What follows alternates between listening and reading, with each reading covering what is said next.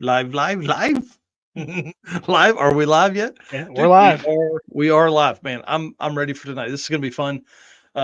Guys, welcome to episode 73 of the Drag Drive Repeat Show presented by Summit Racing.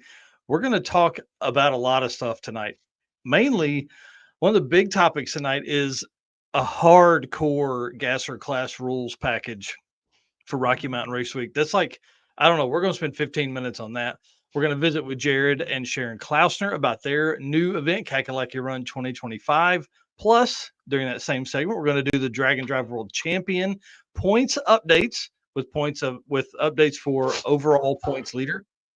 Plus, there's a tie in the 850 and in 10-0 that you guys will have to listen to. Then, man, this big show. I'm telling you guys right now, big show. We've got Carl Balzer of Hidden Motorsports. He's coming on to talk about Klaus the Barbarian, their 1500 horsepower cart, Dragon drives with Heads Up Hustle, and him coming back and doing all that stuff and trying to take the overall championship again there.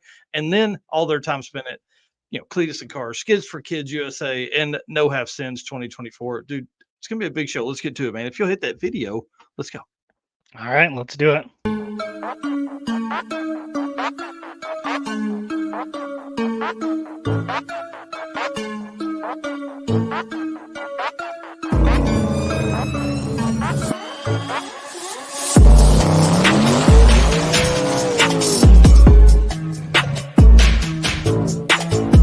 We're going to pack things up and hit the road and try to make it the next day.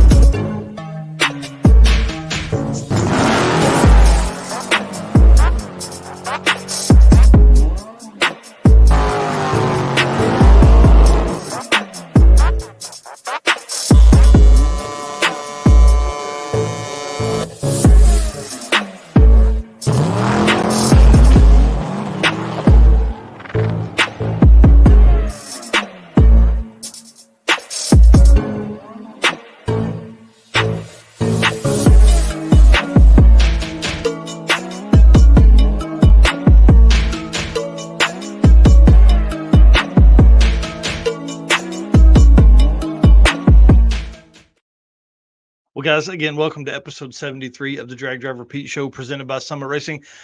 My name is Mike Narks. I'm the host of the show and the news, which happens on Saturday mornings. And the show, if you're watching this later, happens on Wednesday nights live right on our YouTube and Facebook channels. And my right-hand man, Mr. RHM over here, introduce yourself. Tell them what you got going on, dude. I am Eric White. I am the co-host of both the show and the news. Each week, I feel like I'm doing something different. So a few weeks ago, I was a photographer doing pictures from Six Summer. In the last week or so, I feel like I've moved over towards the graphic design stuff. So been doing a lot of artwork and that kind of work the last week. You mean like this? Like this artwork? That would be one of them that I have done in the past week. Yeah, this is exciting. Well, guys, if you don't know, I'm part of the production team and social media stuff for the Midwest Drag Race Series, which lends its hand to working some social media stuff with the SmackDown, the largest payout in Pro Mod history race. Y'all, this is going to be gigantic, like 50 Pro Mod cars on site, cars capable of 350s in the 8th mile, 220 plus miles an hour. I mean, this is going to be crazy. Flying H drag strip. This is maybe the biggest Pro Mod race in the history of Pro Mod racing. I mean, I know it's the largest payout in Pro Mod history, but this one's going to be nuts. The track at Flying H is absolutely stellar. Tons of cool stuff. But Eric designed this piece of flyer artwork right here that we'll use to be promoting that race up until for about the next 2 months. Yeah. And we've got 5 different classes. So the template stays pretty much the same, but kind of color themes change and then your payouts change. But it was a fun job to do, and I enjoy creating this kind of stuff. I like taking a blank canvas and turning into what you see in front of you. Yeah, it's been pretty awesome to see your growth for that stuff, man. It's always cool to see your creativity come to work in that. Well, I want to say congratulations and thank you again for doing that. And to the team at Midwest Drag Race Series, I'm excited about this race. It's going to be nuts. I'll be handling a lot of the scheduling of posts and all the stats and all that kind of stuff you see within that. That'll be that. So enough regular drag race stuff, guys. we can't do this without you being our race car friends. We can't, literally. It's hard. It's no fun if people aren't watching or making comments or hitting that share button for us. That's always a big plus. Race car friends to us are you're the glue that keep all this stuff going.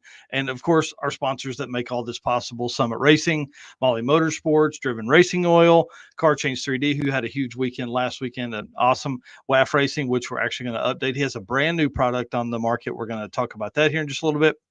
Ryan at Performabuilt Transmissions, awesome dudes. They are GM-based performance transmissions. Howard's Cams, our boy Luke B, you know how he does. If you need cam shaft or valve train stuff, Luke B's your guy. Sweet Patina, if you need to look good, smell good, or have your car look good, Sweet Patina is your spot to go. And we haven't been talking about the 10% discount you get.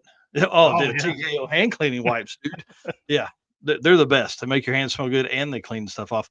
Racing Junk Classifieds, amazing setup over there. And then PowerTube TV, love it. Everybody helps us grow. All those sponsors help us grow. You guys help us grow. So hit the share button as we get in here. Let's get this thing started. Summit Racing Speed Legacy began in 1968 as a one-man startup and is now the world speed shop with 4 facilities and 200 plus catalog editions. Summit fuels your passion. They save you money. They deliver fast and offer top-notch customer service for more than 1,500 brands. Make sure to download the Summit Racing mobile app for easy access to speed parts. You can find them posting everywhere all day. I don't even know what their social media team looks like, but it's inspiring. I'll tell you that much. You can find them on YouTube, Facebook, TikTok, and Instagram, posting like crazy. And then you can also find them doing interviews and conversations like what we have on the On All Cylinders podcast.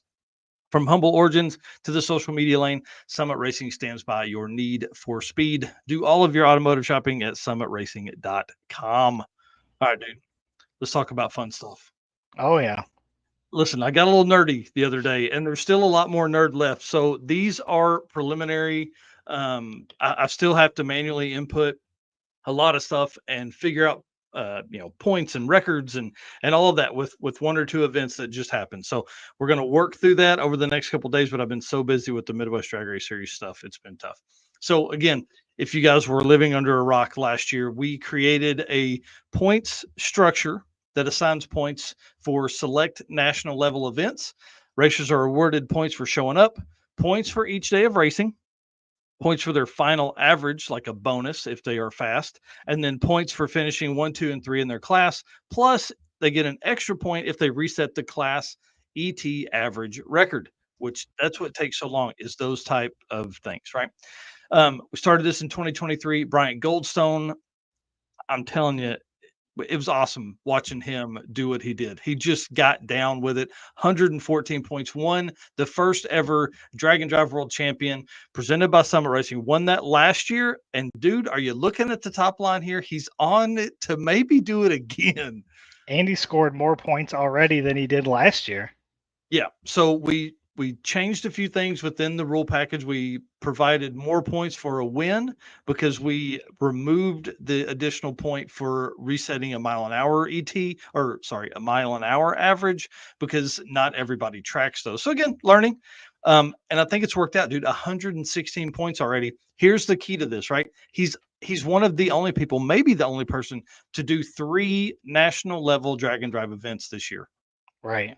And he's definitely the only one in the 6s to do it. Yeah.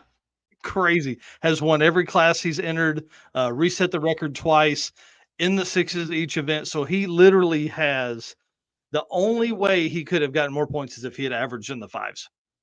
And he missed resetting the overall average, or resetting his class average at Rocky Mountain Race Week by like 2/10 on his average or something like that. It's absolutely crazy to be that close, or 3/10, something like that. But he's currently leading 116 points. Now, here's how this is going to work. We're going to begin doing a lot of what if type scenarios. Who needs to do what, who can actually come out and beat him. But I'll tell you this much. Out of the folks we've seen in the last 2 years, there's probably, I've had this conversation, a handful of people that can come and take this from him. Right. Yep. Yeah. There's not too many. Yeah, it's pretty intense. One thing we did add last year one thing we added for 2024 was the opportunity for an 850 points champion. One, because I love that class, but then two, it's going to be very difficult in today's time for racers in the eights to win the overall world champion points because there's just so many 6 and 7 second cars now. Like it's just going to Right. be too difficult. So we created this one because I feel like those guys are going to they're going to race. They're competitive as anybody that I know of. And with so many really fast cars being built, this gives them an opportunity. So that's the plan, right? 850 championship. So the current leader in that is Randy Seward with 73 points. Okay.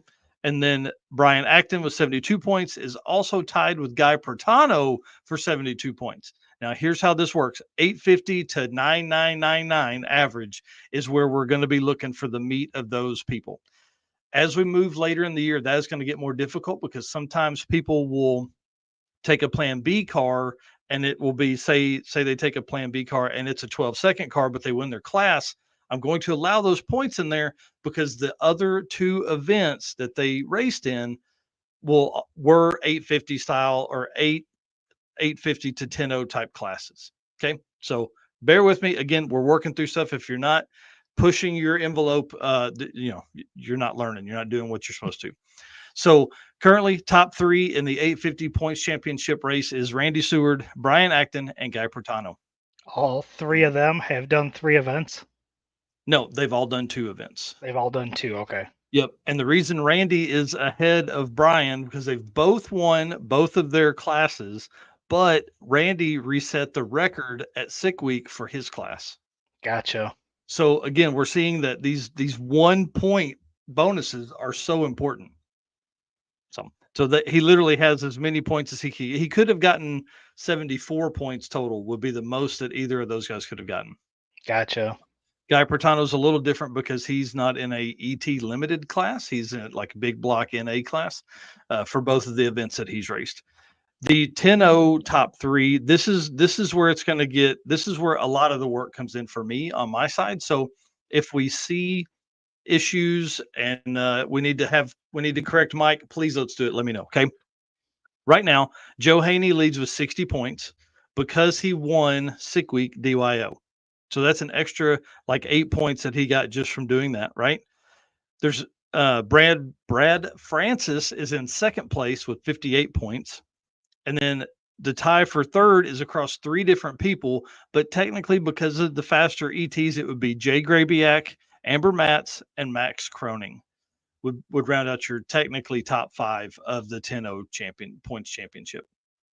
So a lot of work that's going to go into that. Here's the way I'm looking at this. I'm not including anyone that's in the, maybe one event was in the 9s or 8s and then one event was in the 10s. I'm not doing that yet because which one do you pick? Do you pick so we're just going to work through this as we go. Once we get past drag week, that's when we'll really get really serious about figuring out how that is going to break down and what the point structure is for each of those racers. So it's really exciting to see all that. Yeah, this is definitely your jam right here, is digging through all that data. Yeah.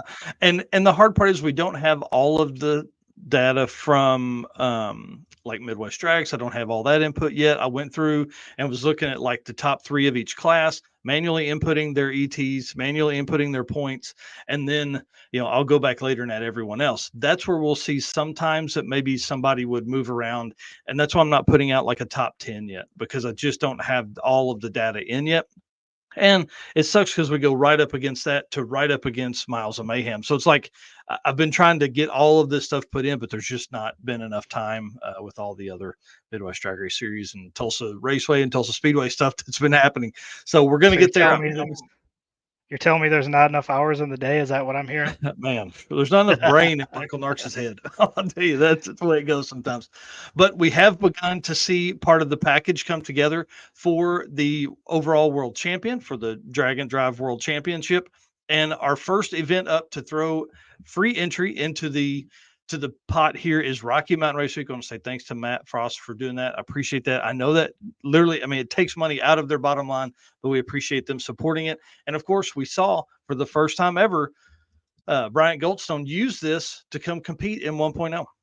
Yep. It's awesome. That's why he's so far ahead, is because he won all that stuff at Rocky Mountain. He wouldn't typically have done that event, but because he was the world champion, because he won that, because Matt offered that last year to a racer in 2024, that's how Bryant got to do that. Now, this is going to be a big deal as we move towards like the Rocky Mountain mega race in 2025, because That's true. that it's going to be so hard to come by those spots because there's going to be so many people wanting to get in. Right. So it'll be kind of cool. Yeah, I'm excited about all of that. All right. Let's keep rolling here because I see Sharon and Jared are backstage. So let's talk about Driven Racing Oil and the event updates. All right. Why gamble with performance or protection when you get proven results from Driven Racing Oil? Trusted by top engine builders, winning racers, and devoted horsepower enthusiasts around the world. Driven takes legendary base oils such as the ones from Bradford, Pennsylvania, which comprise their GP1 line. Then Driven boosts that superior base with state-of-the-art additive packages. Driven's GP1 Nitro 70 not only provides anti-wear protection, but can even shield cylinders from washout and fuel dilution caused by using methanol or nitro-based fuels. Learn more about Driven Racing Oil by following them on Facebook and Instagram at Driven Racing Oil, or shop now at drivenracingoil.com. Well, let's talk about one of the coolest things that's ever happened to us was last year, and it's happening again this year. Guys, look at this right here on your screen. If you're listening to this on the podcast, you got to jump over to YouTube or Facebook. But we have our booth assignment for PRI 2024. Y'all, this is really exciting because this is a huge move in the right direction for us at PRI. For the folks that came by, we were a little harder to find last year. That is not going to be the problem this year because we have an amazing location. So if you ate in the yellow hall, you probably stopped at the food court that's going to be literally 2 spaces away from us.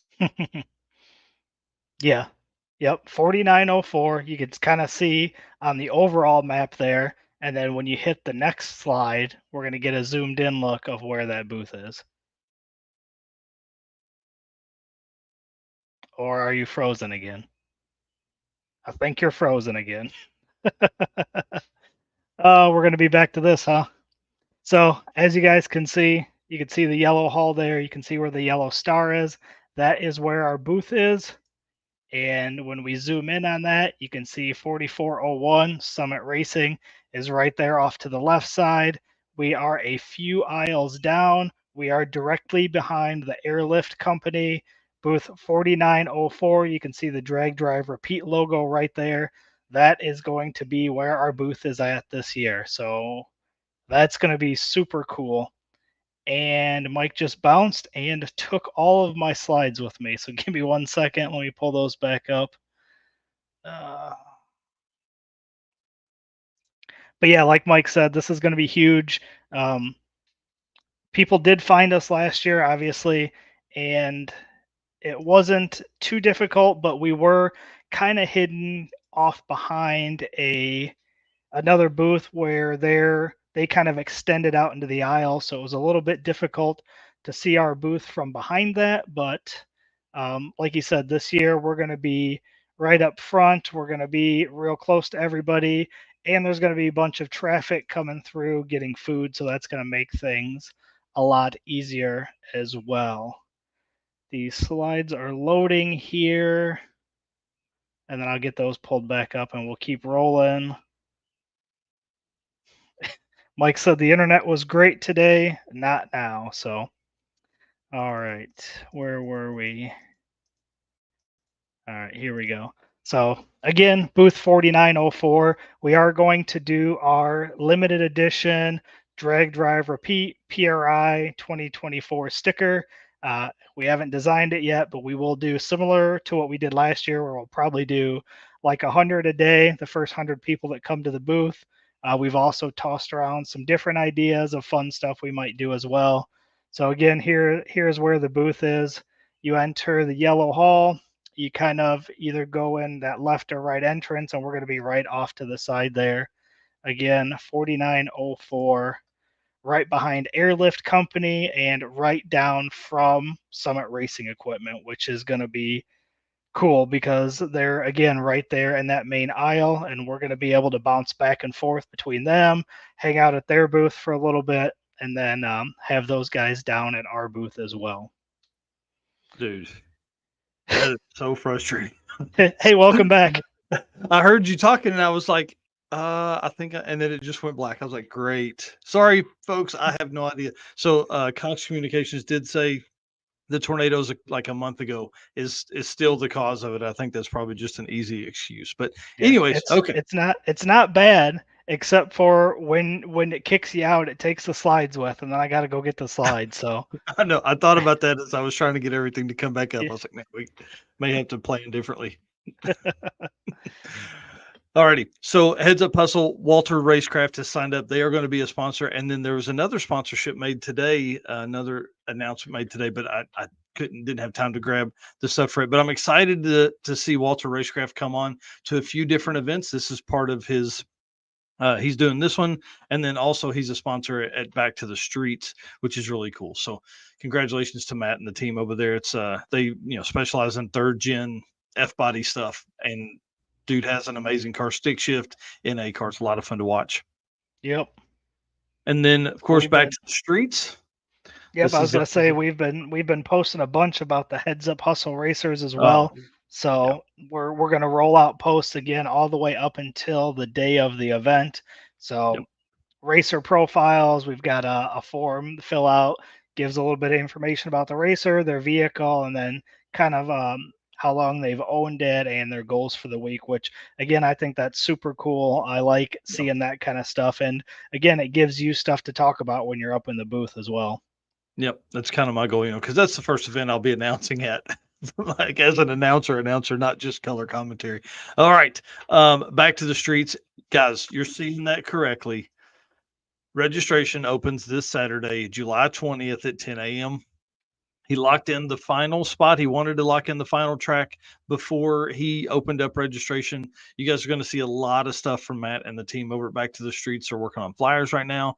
They're working on all the stuff that goes along with the drag and drive, and now being able to figure out the route. So the route starts at Milan Dragway, Lapeer International Dragway, and Onondaga was the final track to lock in. So that's exciting, man.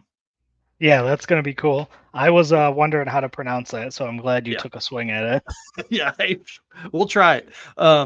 Yeah, this is going to be another good one. Sadly, I'm not going to make it, but y'all know who he is. Motor Mania TV. They're going to be live streaming the event, so that's going to be a huge win for all the racers at Back to the Streets, but also for the whole team itself, because Motor Mania TV, I don't know if they've really done many drag and drive events, so this is going to be a new thing for them to learn as well. Very cool. Yeah, it's going to be a lot of fun. Well, the folks that are with us tonight are longtime drag and drive racers that are stepping in and doing their own drag and drive week-long event, national level event. And I think they've timed it perfectly, to be honest with you. I think there was the gap this year from Sick Week to Sick Summer. That gave us a lot of, downtime. That was the April was the month of regional events, and Sharon and Jared are going to take over that and give us a national event between Sick Week and Sick Summer. So let's go ahead and bring them on. Again, Jared and Sharon are the proprietors, are the hosts, the folks with the most for Cackalacky Run. That's going to be in the Carolinas. So guys, if you'll introduce yourself, and let's just get into this thing, man. I'm Sharon. I'm Jared. And you guys are hosting Cackalacky Run. I want to know first, where did the name come from? It's a thing from Fort Liberty. Fort Bragg. It used to get sent down there, and all the soldiers say we're going to North Cackalacky. So that's what it's called. Everything down here. It's we're down in North Cackalacky, that kind of thing, South Cackalacky. So nice. We were like, we were trying to come up with names. Well, none of them were good. I thought they were funny, but they weren't appropriate. Appropriate, but they were not. No. Yeah. There you go. Well, that's always good. And a good name will transcend everything. Like it'll make people want to be there. It makes for great shirts. It makes for all that kind of really cool stuff. Well, tell us a little bit your drag and drive history. Where have you guys raced? What'd you do? All that kind of stuff. Well, we started actually Race Week 2020 was our first event. We were supposed to go on a cruise that year, and of course, Corona came and got canceled. And we're like, let's try it. So we signed up. We got in, got lucky, and of course, like everyone else doing their first drag and drive, got hooked. And the next year, we did both events, Rocky Mountain Race Week and Race Week 2.0. We did Sick Week, the first Sick Week. We've done a couple of street meets. All the race weeks. All the race weeks since then, yeah. Every one of them. That's awesome. Yeah, Yeah, we love the drag and drive. Oh yeah, and Race Week really kind of has created that second bump that we've seen. It would be interesting to see where things would have gone if Race Week had not happened, if 2.0 had not happened. Right. Because I think we'd probably still have 4 or 5 events. But when Matt showed that he could do it, I mean, we all know how that goes. We all signed up for 2020. Oh yeah. Right. I mean, for him to be able to put that together in 6 weeks and had an awesome event, and the cool thing was that he opened it up to that's another 250 people that can get in that maybe would never gotten in there, and that's all they wanted. Yeah, that's exactly right, and that's what I was just thinking too. Is like how well that worked because you had so many longtime drag weekers doing drag week, and then drag week canceled. Well, now we have so many people that are trying to get in here, and another 250 people brand new. I mean, I don't know if there were many folks that carried over from 1.0 to 2.0. I think there were a few. I mean, I know like the first one that we did, Finnegan was there. I think he's done before. And Cleetus was there. He's done it before. I mean, Tom McGilton. I mean, there was a few, but there was a lot of new faces from what I understand. And I mean, we were one of the new faces. We were with you. That's right. Yeah. Kart. Yeah. I remember that. I'm looking at it right now. Transmission's unbolted, just ready for me to find another one. I got a Turbo 400 in the garage. You can have it. Ooh. Now we're talking. Party. So we talked a little bit about your drag and drive history. Let's talk a little bit about the cars that you've raced. I'm the newbie in the relationship. I've only raced one car, and that's the CTSV. You've had a more colored past when it comes to racing. A little bit. I mean, I had my first car at 17, which was a 1979 Pontiac Firebird. So I had a car that was older than me. Nice. And, it was one of those things where you have to remember, you don't have a whole lot of money, so you have to fix it yourself. So you got to figure out how to fix it. And I just got tired of fixing stuff, so I'm just going to make it better. We'll make it better, means make it faster. And now here I am. Now I'm racing the stupid thing. I've gone through, I think it was, the last count was 9 of that second generation Firebird. Because I kept breaking them. It got so bad, I actually twisted one up at Englishtown Raceway back in the day. And I twisted the rear end of the subframe of that car, and it was New York, so it's a little rusty, and kind of twisted the car in half because too much. Right. So, oops, Firebird stuff. That's old school body life. But I've raced a bunch of those. I did have a Honda Civic. It was cool. It was fun. Raced that thing, and then I had a 97 pickup truck that I raced. 4-wheel drive pickup truck that had a little shot of nitrous on it. So gotcha. But we won't talk about that or the fact quite a few there. Oh yeah, and most of them have pieces scattered all across the roads of the Northeast. So yeah, Mike says he's restarting his computer. Poor guy. Yeah, he's been struggling with that. So why did you end up deciding to bring the CTSV, and how did that become your drag and drive car then? Well, it wasn't my choice, actually. It wasn't by choice. I wanted to get out of like the mommy mobile. My kids were older, so long story short, loved the CTSV, wound up finding one. He found it on his birthday in 2018. And I had no plans of racing or street racing, nothing. It was just I wanted a zippy car that I could drive around and have fun with. And I did, until he decided to sign me up for roll racing at Streetcar Takeover Charlotte in June of 2019. Found out about like the week of, ordered a helmet off of Amazon, kind of watched a couple of YouTube videos. And since then I've been hooked. I'm not really a fan of roll racing, but it hooked me enough to want to try dig racing, and here we are. Yeah, the race week thing is, I mean, we started doing the drag and drive, and the only car that we had that was a race car at the time was the CTSV. Mm-hmm. And it was a really bad time in life for me personally. I had a lot going on personally, and I was really looking forward to that cruise to kind of get away from all the problems that were happening, back home. And when that cruise got canceled, I was not even home. I was up in New York taking care of stuff that I had to take care of up there, in a real, upset kind of mood. And she just calls me and is like, "Hey, we're going to Rocky Mountain Race Week 2.0. I'm like, "Oh yeah?" She said, "Yep, I got in. I bought the tickets. We're going. We'll take the V." And I'm like, it instantly made me feel better, which made her feel better. And then all of a sudden, It's just, that's what we do.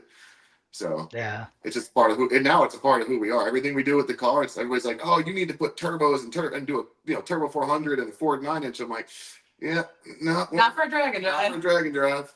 yeah. It's like, "Oh, run methanol." Not for us for a drag and drive. That's not, we don't have the methanol capabilities at the moment. Yeah, he wants to put zoomies on the car, and I was like, no, not doing it. A CTSV with zoomies, come on, man. Yeah, I mean that would be unique. There it is. And loud. I want to have the hearing at the end of it. Yes. It would definitely loud. Mm-hmm. Noise canceling headphones, man. We can make this happen. You're gonna have to make the zoomies where they cut off at a spot where then you could pull off the the U's and put on mufflers still, so you can swap between race and street. So here's what my thought was, though. If I do the zoomies like organ grinder and put them 6 feet in the air, all the noise will be over top of the car. That's fair. And then be just like organ grinder, and that's like one of her favorite cars is the organ grinder. I mean, true, but yeah, no, not happening. Nice. So how did Cackalacky Run ended up coming about? So you guys have done some drag and drives. What kind of made you guys want to start your own, and how did Cackalacky Run become into that? Well, that was a decision because we did the Rocky Mountain Race Week, we did Sick Week, and we did Street Meet, and we have so much fun doing all this stuff. And we go to the drag strip, and all the time we're talking to everybody. We're like, "Listen, you guys need to come and do a drag and drive with us." And I'm like, "You need to come to Rocky Mountain Race Week. Matt's event is amazing. You will not have a bad time. It's impossible, really, to have a bad time at Matt's event." And everybody's like, "I can't take 2 weeks off from work because driving from here out there is 2-3 days, and driving back another 2-3 days. Well, there's your 2 weeks." So everybody kept saying that. And then Devin's event, Street Meet, is absolutely amazing. We have a good time on Street Meet too. But a lot of people that we know that race, they're like, "I don't want to do 8th Mile or whatever." And so I'm like, we were always talking about, wouldn't it be cool if we had a drag and drive like right here in our backyard? We could do like Rockingham, we can do Darlington, we can do all the cars. We don't have to drive 3 days to get out there to Pueblo, or go down to Florida, 12 hours, 13 hours. And I kept saying it, and we kept saying it, and then we're eventually like, well, I don't think anybody else is gonna do it. I mean, Devin's got his, and his is in November, and I'm like, why don't we just do it ourselves? So it's kind of the way I do everything in life. Hey, Mike, welcome back. Welcome back. We'll see if I stay this time. I don't know. Was something I said? Yeah. Just totally ruined my mood. Just kicked me right out. No, I missed you guys. It's restarted my computer. Fingers crossed. Here we go. So let's talk about dates and tracks then. What tracks are you hitting? What are the dates? So starting March 24th of 2025. So it's the end of March, which in North Carolina is either going to be perfect drag racing weather, or it's going to be a little cold. This year it was perfect drag racing weather. We are starting March 24th at Darlington. If you've never been at Darlington Dragway, it's an amazing track. They're our host track. They hosted Hot Rod Drag Week last year, so it's a great track. They know what they're doing. And when we were at Darlington on the 24th of March this year, the DA was 204 was the highest it got. Oh my gosh. And it was 55 degrees. So it wasn't like it was like 20 degrees. It was 55, 60 degrees, and the DA was 204. So yeah, that's going to be awesome. We're going to go fast. Then next day on Tuesday, the 25th, we're going to be at Rockingham, which the coolest thing about that whole thing is Darlington is here, Rockingham is here. They're 50 miles apart. So it is not far. And then Wednesday on the 26th, we're going to VMP, which is a little far, but it is another amazing facility. Yep. I personally like their concession stand. And the track is cool, and the track has got a huge shutdown, and it's always sticky, but I'm not sure if you've ever been to VMP. Yep. But, yeah, you know what I'm talking about then. It's not a concession stand. It's more of a way of life over there. Oh, yeah, for sure. They do everything they do is great. It is. Then on Thursday, I lost track. 27. Thank you. We're doing a drive day because we're going from VMP back to Darlington, and that's a fairly long drive. Nice. But it's not long enough. So we're going to go from VMP to Wilmington, North Carolina. Okay. On a drive day. We're going to have some checkpoints set up there. And then the next day, we're going to be driving back to Darlington, race Darlington Friday the 28th. And we're going to finish up our averages, finish up all that stuff Friday the 28th at Darlington. And then Saturday the 29th, going right into a shootout. Oh, and perfect. It's going to be very similar to how Matt does it and how Devin does it, where we're going to have the fastest cars and some heads-up stuff. And then everybody else is going to get thrown into a big old bracket race. And it's going to be a great time. Yeah, that's awesome. I think we're seeing like some people kind of take some chances, and I think that stuff really works in this group because I think there's a lot of people that have stayed away from drag and drive because they just don't understand. You know, it's like a time trial. I get it for a lot of folks, but you know, a lot of folks want that heads up status. So this is going to be that'll be fun. Mm-hmm. I mean, definitely, I'm planning on being there for sure. We'll. Why are we going all the way to where do you say Wilmington? Yes. What's way over there? Anything cool in the route plan for that? So the deal with Wilmington is that I wanted to make sure that we had plenty of miles to qualify for the World Championship because, again, Darlington to Rockingham is only 50 miles. Yeah. So I wanted to make sure we had plenty. But Wilmington, I love Wilmington. We're one of the checkpoints that we actually have set up, I've actually been on the phone with them. They're redoing their parking lot right now. They're going to have space for 500 cars. Concrete parking lot is the Battleship North Carolina, which is an actual World War II battleship that's sitting in Wilmington. Okay. That's going to be our checkpoint. They're giving actually group rates for anybody who wants to take the tour on it. And because we're going to give you the whole drive day to Wilmington, you'll be able to kind of stay there and spend some time. I don't have anything confirmed yet, so I can't say what it is, but I'm working with one of the towns around there that we're trying to set up something pretty cool with the town sponsoring for us on Thursday afternoon/evening. It's not set up yet, so I'm not going to say what it is, but that's kind of what we're looking like. And I think that Wilmington is a good spot for everybody to stop. It's a good halfway point for where we want to be. So that's kind of why we're going all the way out there. And I mean, I know that when we did Sick Week, some of our friends from out in Oklahoma City, one of their biggest things they want to do is they wanted to go see the ocean. They wanted to go do some fishing when we had some time. And you know what? There's no better place for it than Wilmington, North Carolina. Go to the ocean, go do some fishing. There's a nice little spot where everybody knows about that. I'll even put it on the map that you can go and you can take a chicken leg and put a piece of string on it and go catch yourself some crabs. Nice. So are you gonna do like some kind of like racer party or anything that day, or is it just gonna be kind of hit your checkpoints? We're trying to work something out that we could do that. We don't have. I don't want to. The thing of that is that Wilmington's a big city, but outside it's a bunch of small towns. Okay. And I'm trying to work with the small towns around outside of it because I don't want to bring everybody through there. These small towns just only have one main drag in and out, and I don't want to be like, what is going on here? And then we start having, that's exhausted too loud. So I don't want to send anybody through a town if I haven't given them the town the heads up. Hey, this is going to happen. Just because I don't want to have any major issues that could arise because it is a beach town, so it's very, they're kind of. They could be kind of, we want to give them a heads up.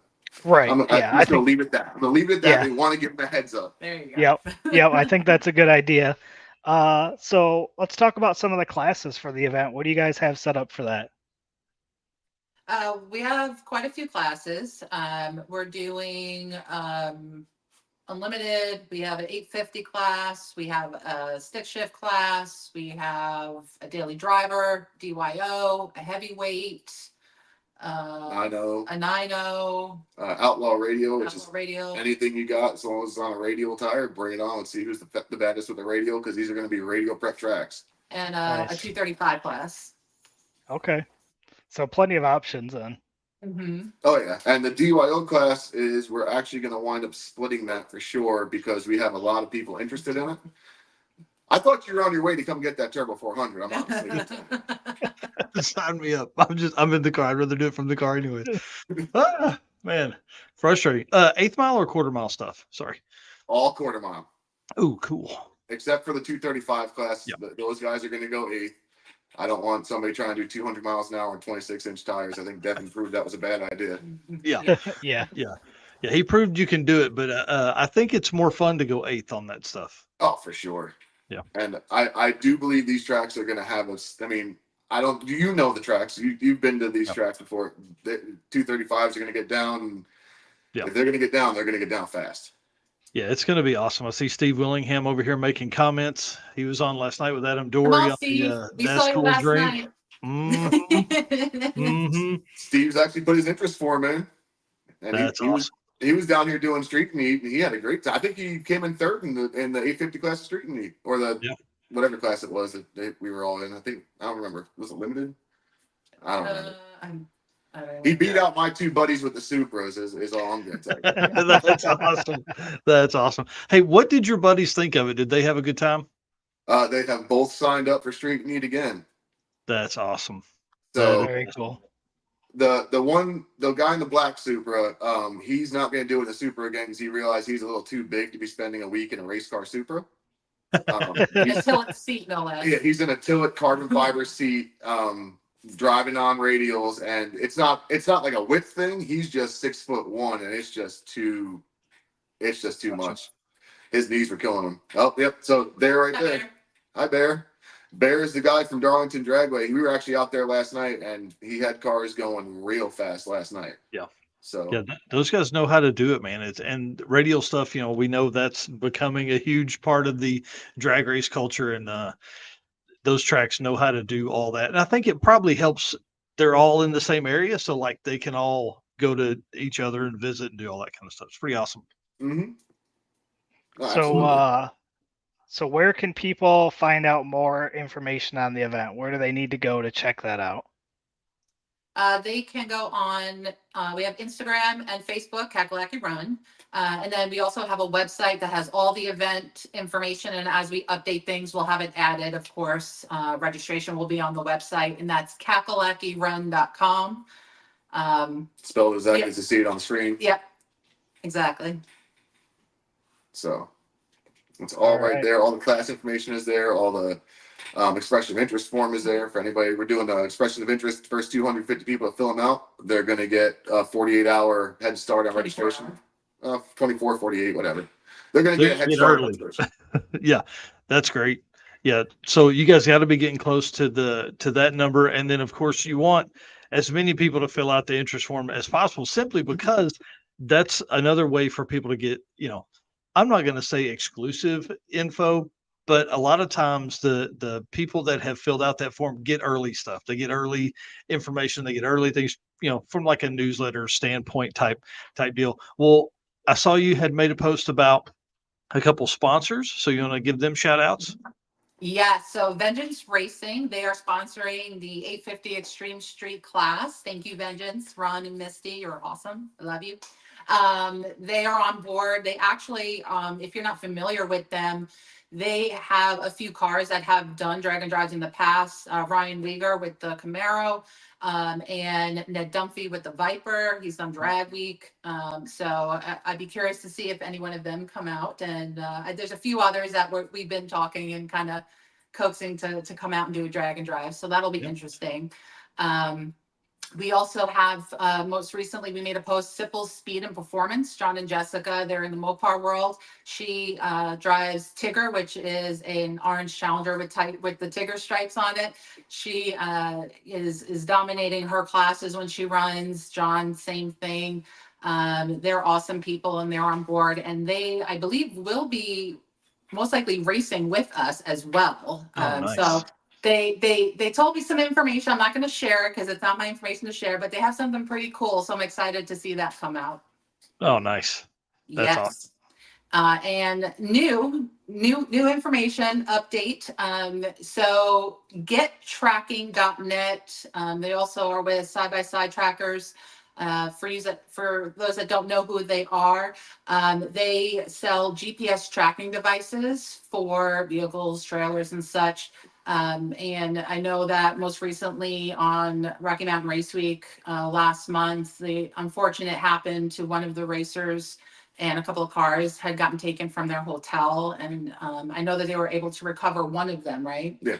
And one of the things that impressed us both is that this company literally helped spread the word. They paid money to boost posts to get the information out there to help get the car recovered. And they didn't even have their tracker or anything. They were just doing it because they're so passionate about safety and being able to not have your stuff taken, right?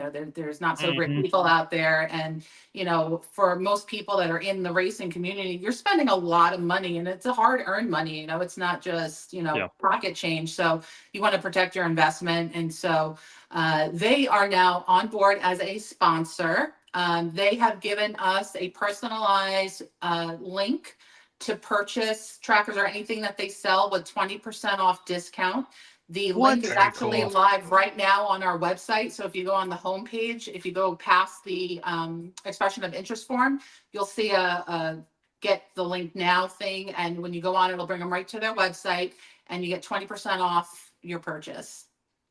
That's awesome. Yeah. That is awesome. That's a huge win for the community. 20% off is a bunch of money. Yeah, and they're not expensive. They're not expensive, and it's a cheap insurance kind of thing. And I mean, I know a lot of people that when we were talking about doing stuff in South Carolina, North Carolina, like Hot Rod Power Tour came through here and had cars taken, and I think the Drag Week a couple of years ago or something had something taken, and it's like you can't stop people, but you can do your best to, as soon as something goes wrong, you can get it right back. And these guys that Get Track, they're so passionate because literally it spawned because they had their stuff taken. Yeah. Yep.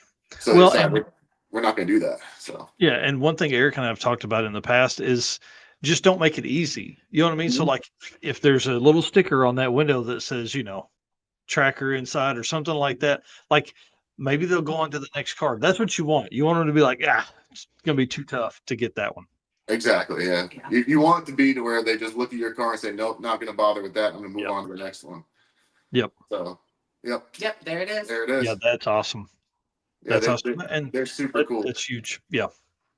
So we're real happy that they're going to offer that stuff for us. Yeah. Well, guys, what haven't we covered? I know I've been in and out here, but what are some things that we haven't talked about that we need to about the event? That we want everybody to come out and have a good time. It doesn't matter who you are, whether you run 6 seconds in a quarter mile or you run 17 seconds. We want them out here. We've got a lot of people doing expression of interest forms. We have a lot of people I know I've spoken to personally that are like, yep, we're coming. I know that, whatever, we're coming. I don't know what I'm bringing, but I'm coming. That's awesome. We've got a couple of big tire cars that say that they're coming. And we are going to make sure that they get down the track, just like I have 2 people I know right now that say they're definitely coming, that are both trying to hit 200 miles an hour on 275 in the quarter mile. Come on. With the DA being, it's going to be in the hundreds, not thousands. It's going to be in the hundreds that week. Wow. I don't know. I really want, and I'll put this out here right now.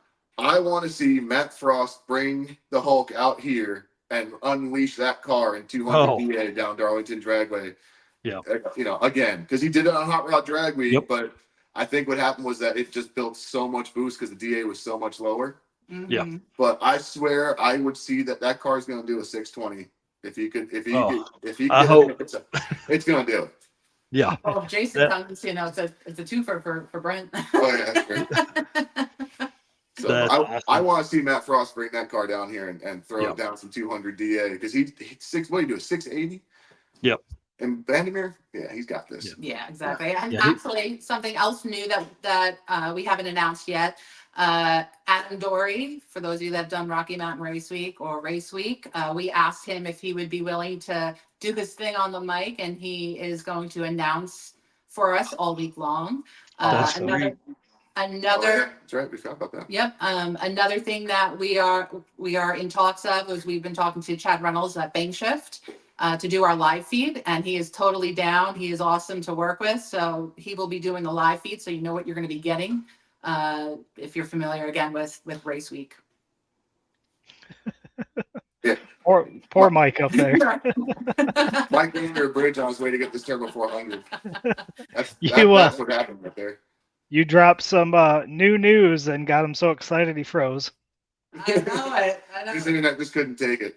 But we really like the way that Adam does his thing and Chad does his thing. So if we can make it all work, and that's what we're trying to do, we would love to have it work exactly that way. Because I mean, Adam is I'm biased. I love Adam as an announcer. The drinking game may get a little out of hand every once in a while, but I do love him as an announcer. Yeah, and not only that is, this is such a great community, all the sponsors that are involved. We want to try and keep it, within the community that people are passionate about racing and about the drag and drives as much as we are, and the people that are actually, racing in the event. So anything we can do to kind of keep it within the community, we absolutely will, especially small businesses. We are still looking for some sponsors. So if anybody's out there, they want to get involved, we still need a title and/or presenting sponsor. And we have plenty of sponsorship packages, and we still have some classes that need to be covered. So if anybody wants to get involved, hit me up either on the website or on Messenger, Facebook, whatever, and we can talk some things out. Perfect. And registration date? Do you guys have a date set for the registration yet? I don't have a registration date set yet, and the reason is that we are not 100% sure what we are going to wind up charging for the registration. Okay. What we're going to do is we're going to do it very similar to how Devin does Street Meet, to where you're going to pay your entry to each track that you go to, instead of us taking the pre-entry. So it's going to be a lot less for your initial cost. But if you break and you wind up not racing after the first day, you don't have to pay the other 4 days worth of entry. And while $100 is not a whole lot in the grand scheme of things, that's mostly your first tank to get home. It's a little, right. It helps out a little bit. So we're waiting a little bit to do that, but we're looking probably in the October timeframe for registration. Okay. But that's why we haven't put out a date yet. We're not sure exactly monetarily what we're going to do, and I don't want to take anybody's money until I know exactly what you're getting. That's understandable. Well, when you guys decide on a date, we'll have you back on here, and we can make that announcement. Ooh. Absolutely. I'm down. So, hopefully Mike will have his internet fixed by then. Yeah, he said, I have no idea what's going on. So, poor guy. yeah. Well, thanks for coming on. And before we let you go, why don't you tell everybody where they can find more about the event and all the social medias and all that stuff. Yep. So again, it's Cackalacky Run on Facebook and Instagram. We also have a chat group called Cackalacky Runners. So you can join that and chat and, call people out, whatever poke fun. And then you can also go to our website, which has all the latest information about class rules, event information, and so on. And that is CackalackyRun.com. Awesome. Y'all, I apologize for being in and out. That's why we have such an awesome co-host here, Mr. Eric White, just taking over, being the man. All righty. Well, y'all, thank you so much for coming on tonight. Thank you for doing this. I hope everybody learned a little bit, and we get to have some fun. I can't wait till March to see you guys there. I'm sure we'll see each other before then, but let's see each other at your event.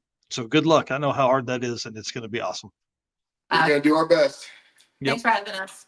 All right, guys. Thank you if you very guys much. need anything, if you need anything from us, always reach out too. Yeah. Oh, you know what's going to happen. All right. We're not shy.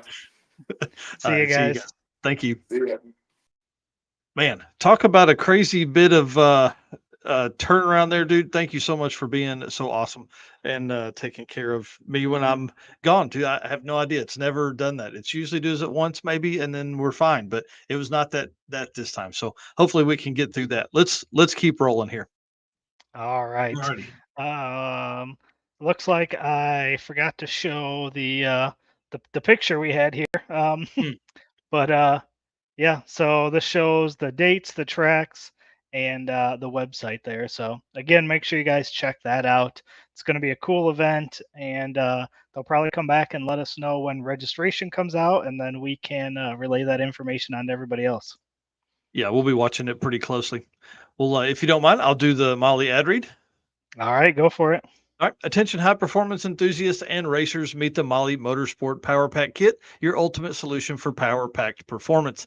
The Power Pack pistons are made from either 4032 aluminum alloy to allow for tighter cylinder to wall clearances and improved temperature stability, or 2618 alloy to allow for increased detonation resistance. Tailored for various engine families from small block Chevrolet to Volkswagen and Audi, Molly has you covered. What sets them apart? Forged pistons, Grafal coating, and phosphate treatment for peak performance and durability. Elevate your ride with Molly Motorsport, where performance meets precision. Unleash the power within. Visit mollymotorsport.com for more details. And for the podcast listeners, Molly is spelled Mahle. And one other reason to use Molly pistons is because what you're seeing right here in this picture for the folks that are on YouTube and Facebook, these guys are also drag and drive racers. It's one of the biggest things with us. We want supporters and folks that understand what you guys are going to be going through. Well, this week's spotlight for the co-pilot Molly Motorsports co-pilot spotlight comes from Donovan Linwood about his wife, Marissa. You'll have to read the full article on the website here in just a little bit, but here's a few tidbits. One question we always ask is, tell us a story about how your co-pilot saved the day. She saves every day on these events. She's the glue of the program. She constantly makes sure I have what I need, keeps me on track on getting done what needs done, recording every pass to make sure I can always tell what the car is doing, and keeping me hydrated and alive. Yes. 100%. I would say, I think wives make great co-pilots because of that, but I don't know if Melissa and I could ever do one together. I would say that's a good way to save the day. Keeping somebody hydrated and alive is definitely helpful. Right. And another one that he says here is another question that we have is, tell us a story about how your co-pilot ruined the day. This is always a fun one because you get some pretty funny answers. And he said that she sent us 20 miles up the wrong Highway 121 on Rocky Mountain Race Week 1.0 2024. Oof. Yeah.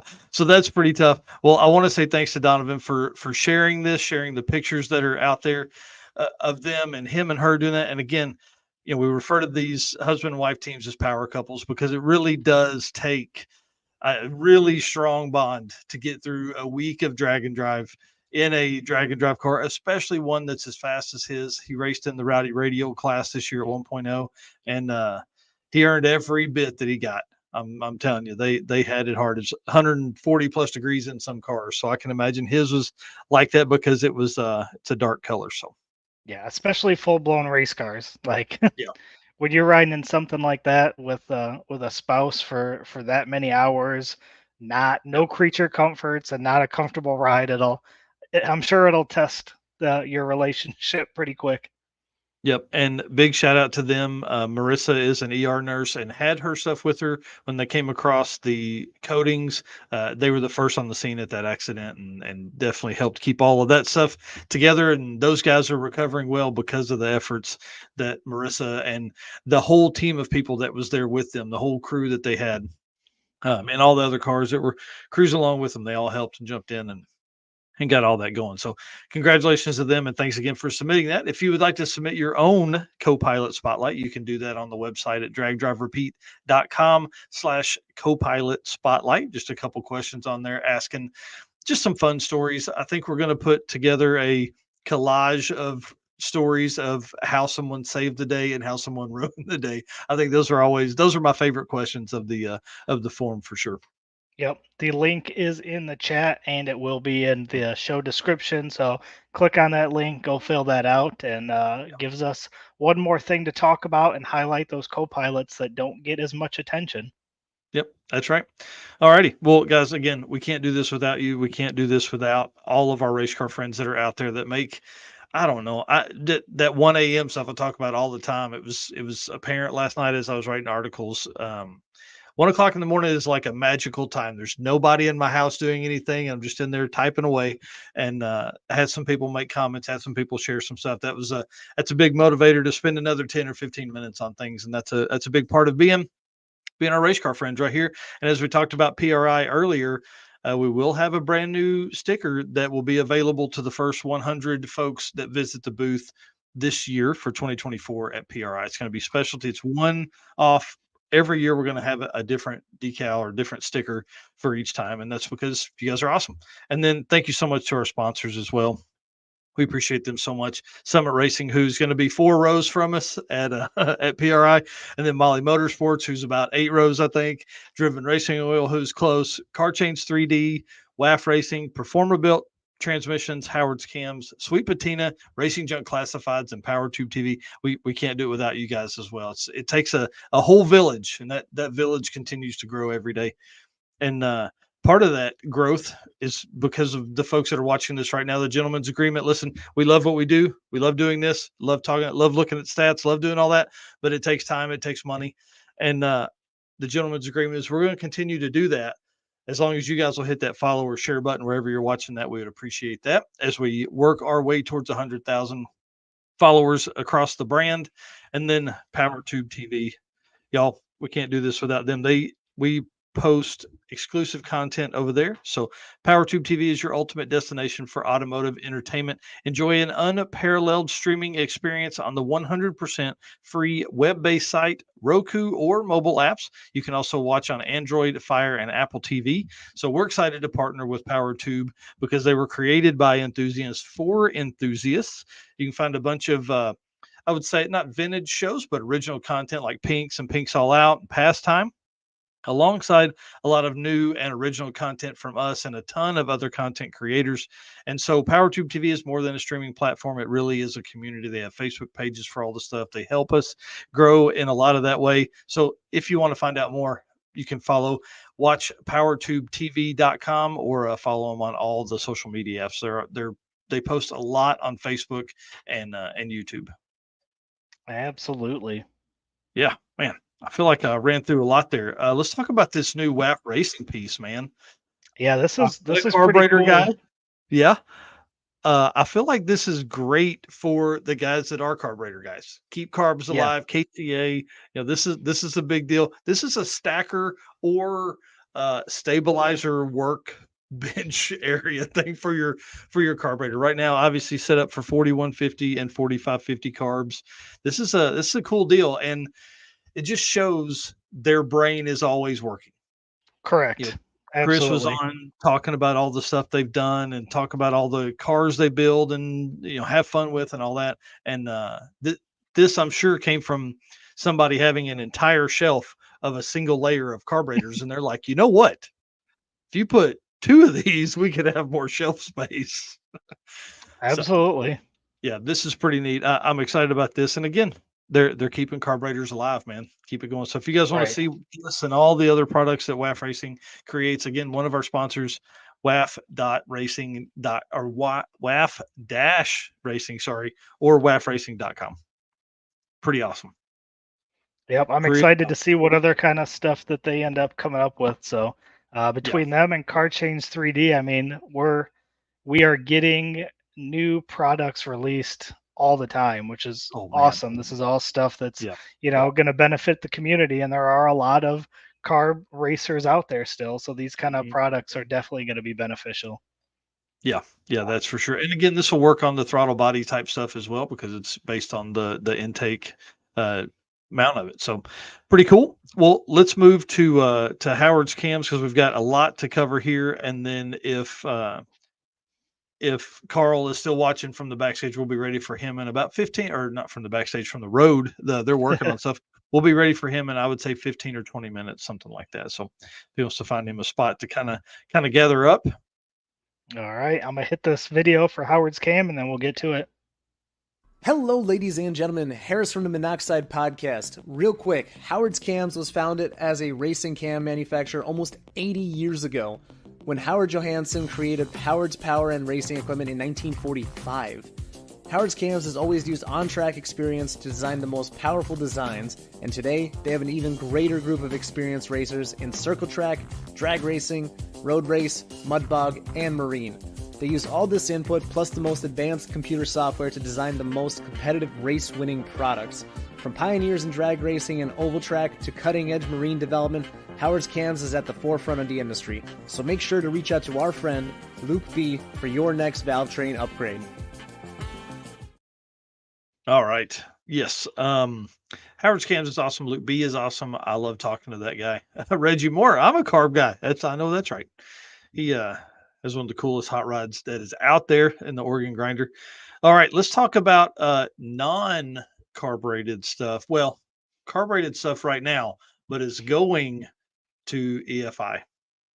Mr. Graham Hayes, the overall winner of Midwest Drags, was talking to Jesse Fox in one of Jesse's 3G video coverage of Midwest Drags. If you haven't watched that, you need to. 3G video is awesome. He goes to more events than I think anybody out there, and has a great way about interviewing folks as he's going along. So 3G video on YouTube and Facebook and all that. But Graham, just ever so under his breath, said that Drag Week 2024 is going to be the last time that the gray car has a nitrous setup in it. Wow. Which is pretty wild. This is a low 7-second car. This car in 720s on Midwest Drags. I mean, this car's really, really fast. They are some of the, like from the Carolina area. I don't know exactly, Carolina, Virginia, something like that. And these guys go real fast. They've got a purple one that's the same body style. I think they're 67s, both of them. Big block, nitrous, fast cars. One of them's on big floppy tires. One of them's on radials. These cars move out. So when I heard that, immediately I thought, man, I got to message him. I got to know what he's going to, in hopes that he's going to a turbo, because, you know, I'm kind of a turbo guy. I enjoy that stuff a lot. And he is going to turbos. He's going to twins on a 540-inch big block. That's going to be awesome. Yes. Yeah. That's going to be cool. Yeah. He said the purple car will stay a nitrous car, and so they will have that 7-second nitrous car and this, hopefully low 7, high 6-second turbo car. Nope. Jared said, tried convincing Sharon to put zoomies on her car and make it look like yours. She wasn't having it. Yeah. We wish that would happen too. Zoomies on a CTSV would be awesome. Yeah. Yeah, that's pretty amazing. I'm excited to see Graham take that next step, because this will be, you know, an all new learning process for them to learn big turbos and big cubic inch stuff. I mean, that's got to be a setup that's capable of 2,500 to 3,000 horsepower, I would think. I would imagine. Yeah. So bring it on. That's exciting. Well, let's talk about one of the biggest changes. Let's talk about one of the biggest changes. Major gasser class updates for Rocky Mountain Race Week.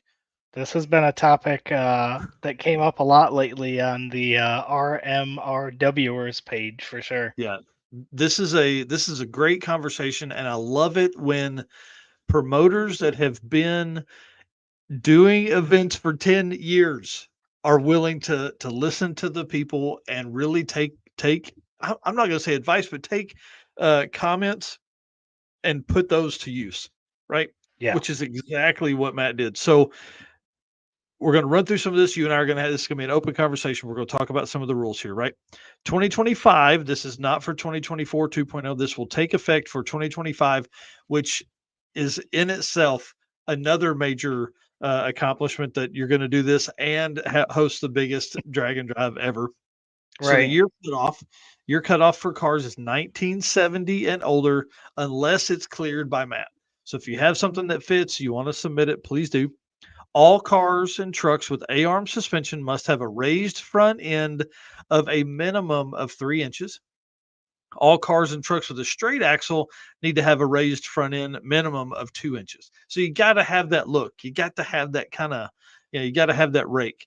The front of the car has to be raised X inches higher than the rear of the car. If you're not sure, raise it higher. Literally in the rules. I love it. It said the exception is if the whole vehicle has been raised equally and has the right look. So the look is tire sticking out of the quarter in the rear and skinnies up front. Again, this is going to be there's a lot of interpretation of what a gasser is. And if you have a question, you can always send it to Matthew E. Frost on Facebook and ask, or join the RMRW ERS page, Rocky Mountain Race Weekers Facebook group to ask your questions in there. Steer tires. This is where we get into kind of the meat of what we're going to talk about. So steer tires must be 6 inches or less. So it's got to have skinnies on the front. No modern wheels or bead locks. I like that. Okay. They didn't have bead locks back in 1970. So you can't have bead locks now. No wings, unless you are the Winged Express, which I don't think was like a street gasser. Slicks only on the rear, no radials. It's kind of a cool, because like, again, they're really trying to be period correct. So in the times and stuff that I've spent with Southeast Gassers, that's always their biggest thing is like, was it available? Their cutoff is 1967. Was it available in 1967? If it was, then you can run it. If it wasn't, you can't. So now they allow a little newer transmission stuff because you're not going to see that. And it's going to make the car more reliable. Yeah. So then. Yeah, go ahead. I was going to say, then after that, we've got those are all the rules, and now is where we get into you've got to have. I'll just go ahead and read it. How about that? It makes it a little easier. So, in addition to everything that we just talked about, you must have 4 of the following bullet points here. So, old school intake, carb style flange, tunnel ram, blower, stacked injection, no plastic intakes, and if you have the normal LS intake, then you must have 5 of the items on this list. Okay. Yeah, so he's not opposed to late model engine stuff, which I always have liked about Matt's hot rod and gasser class. But now he, like, if you're going to have a gasser, it's going to look the part for sure. Yeah. So old school paint, this can be stressed, weathered, lace accented, or sunrays, panel painted. Do your research to see what they did pre-1970s. Yeah, so not only are they going to have the stance now, they're going to have the paint look. It says car name on the quarter or door, 60s cool school lettering, and old school decals of manufacturers. Can be current manufacturers if they have a classic look. I like that too. Yep. Color tinted glass. I thought this one was interesting. Yeah. Now, again, these aren't requirements. Now, you have to have 4 of these, or unless you have an LS intake, you have to have 5. So, not saying that you have to go out and tint your windows a certain color, but again, this is one of the things that you can have on that list. Yep. So color tinted glass, fender well headers. Love that. Gotta get that noise out. And manual transmission doesn't stipulate what it has to be. There's no gear number or anything like that. So again, manual transmissions on there. What's up next? Old school looking ladder bars or the early fixed traction bars. Cutouts or modified or cut or modified quarters tires protruding from the well. Yeah. So again, got to have the look. And then front runners are 4 inches or less. So that's your race tire. Going to have to be 4 inches or less because those are tiny. And then you have to have a distributor, no EFI. Yep. And then the last thing. No coil on plug. You can have EFI. Distributor. Yeah. And then the last thing on the list, again, not requirements, but one of these is the moon tank, which is probably one of my favorite things for a gasser. Yeah, man. Again, I think you have to go back to that look. Like that's what you want. And that's what he's going for, right? because they had some people, I think maybe, I'm not going to say complain, but had some people have some conversations about that. Hey, we want a little more traditional setup. And as the gasser craze continues to grow, you got to kind of feed into that a little bit.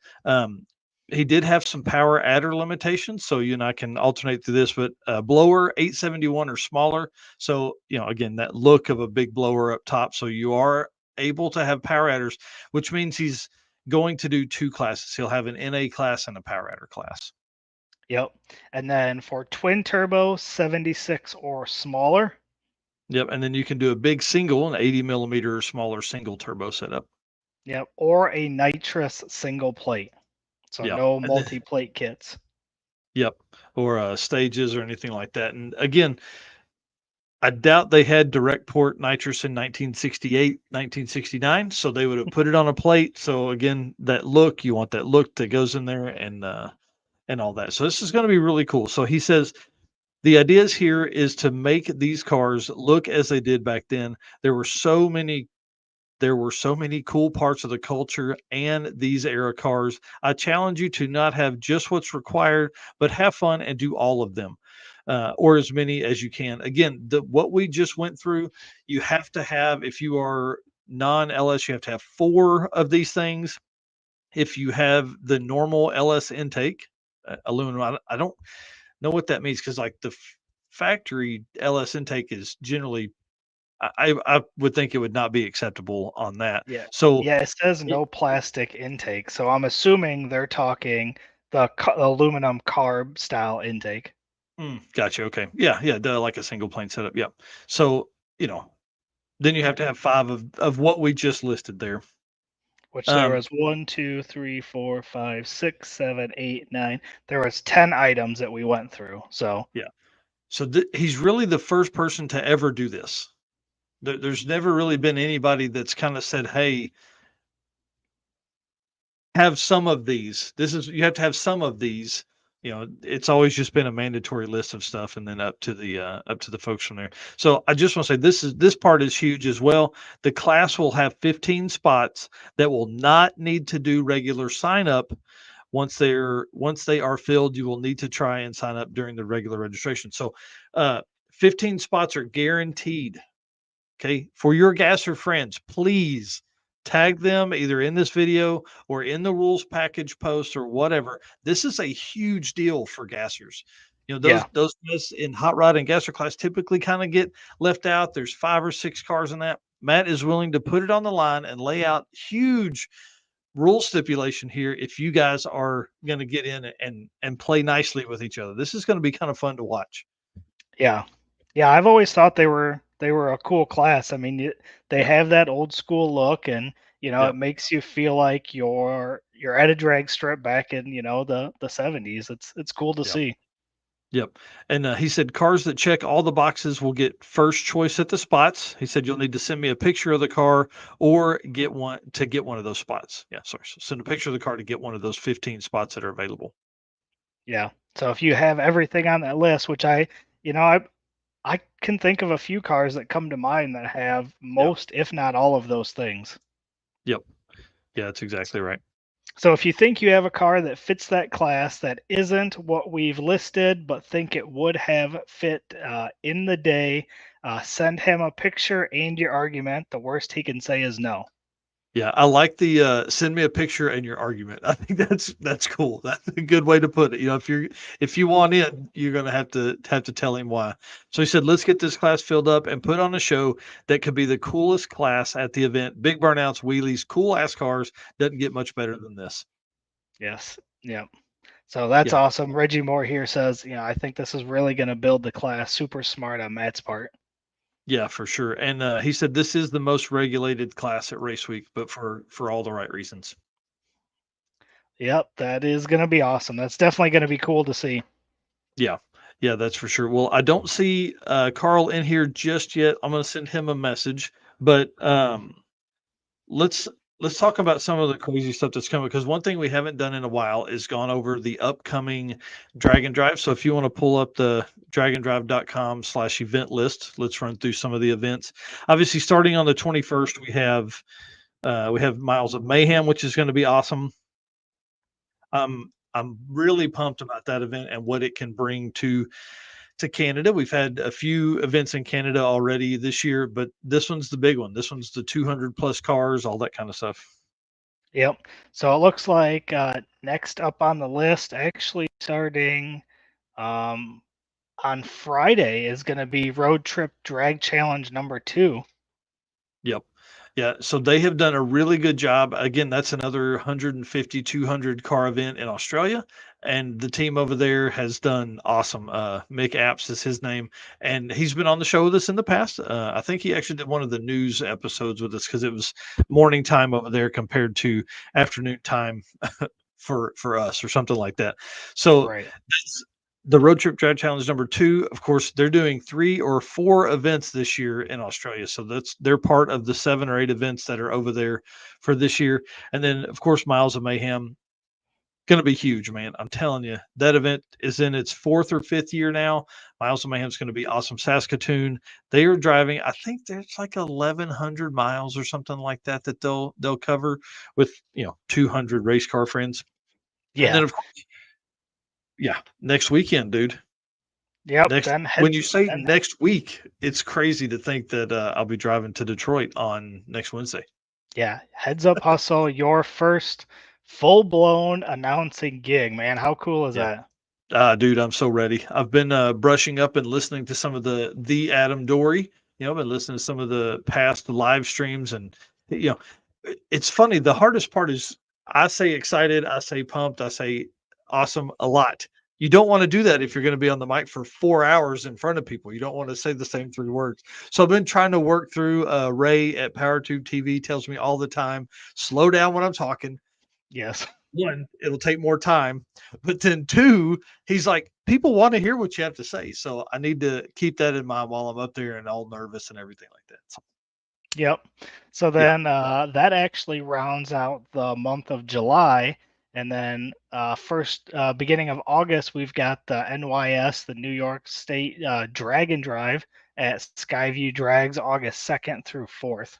So this is their first time doing that event. So that's gonna be pretty cool.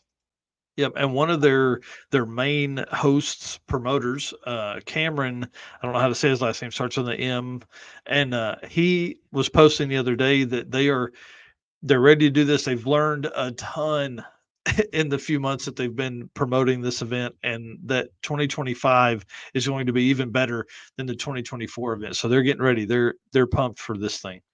Yeah, and then also the same weekend as the NYS Drag and Drive, we have King of the Open Road, which their host track's going to be Thunder Valley, and that again is also August 2nd through 4th. Yeah, and that's right there in Oklahoma City. I wish I could do this event. I just, with all the travel and stuff we have going on, that's one of my only weekends that I will have available for any time in the next like 8 weeks, starting the first part of August. But King of the Open Road, again, 200 cars minimum on that one. I think they're probably sold out already. If they're not, you need to get into it. But it's the only drag and drive that does roll racing as well. Right. It's kind of cool. They go on a big drive on Friday. It's crazy. It seems like when they rescheduled that from, was it April? I think it was, it was going to be the week after the circuit. So when they rescheduled that to August, it felt like, man, that was so far away. And now here we are right on top of it again. So it's Right. pretty good. And I know that Jared is ready to host this thing. They've hosted monthly events since then, and they've all done well. And I know he loves drag and drive, and he's ready to get down to it. So yeah, Thunder Valley, Oklahoma City, you got to get over there and see it. Yep. Then we've got Road Trip Drag Challenge number 5, August 12th through 6th. We've got Texas Cruise and Chill, which this is going to be their first event, right? Texas Motorplex, August 16th and 17th. Yep. Yeah, and I want to go back to the 5-day. They did actually cancel this because they couldn't get enough people signed up for the 5-day. I need to take that down off the website. My apologies about that. But yeah, Texas Cruise and Chill, August 16th through 17th at the Texas Motorplex. Yep, and then the last 2 events that round out August is Nostalgia Nights at Wabash Valley Dragway in Terre Haute, Indiana, August 15th through 17th, and Dragway Rush at Grand Bend Motorplex in Ontario, Canada, August 23rd and 24th, and that rounds out the end of August. Yeah, so Dragway Rush, this is their first year, and it's the first one in Canada on that side of Canada. They've all been kind of Western Canada. This is the first Eastern Canada event. This is going to be a big deal, and we're excited for them to do that. Well, I see Carl is here in the back, so let's talk to him because, dude, you've been driving like a maniac. Let's talk about where you're going and all that kind of fun stuff.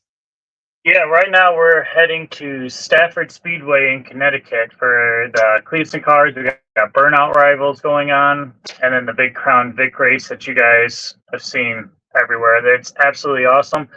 We're about an hour from the track right now. I'm actually in the race trailer. You see, we got here. I'm sitting on him because I'm somewhere in the mountains. It's like thunderstorming. It's dark. No idea where I'm at, but found a rest stop so we can do this. Well, man, I'm glad you did. I appreciate you going through that, dude. You struggled. Let's talk about your struggles. You guys got a little later start, and then you had a tire change. What happened? Yeah, it's some weird luck the last couple of days. Klaus was acting funky yesterday. We got that figured out. Today there was some stuff at home with the dogs. Kind of woke up to some messes. That pushed a delay. We had truck tire blowouts. We had trailer tire blowouts. Truck's running a little weird right now. We're having a blast, if you can see it in the face. Yeah, drag and drive life, baby. That's awesome. Oh, hey, that's us. So I've pulled up a couple pictures. I figured we'd run through those while you're kind of telling us some stuff. So what is Hidden Motorsports, man? Yeah, so we started about 6 years ago, working on BMWs on the side out of our garages.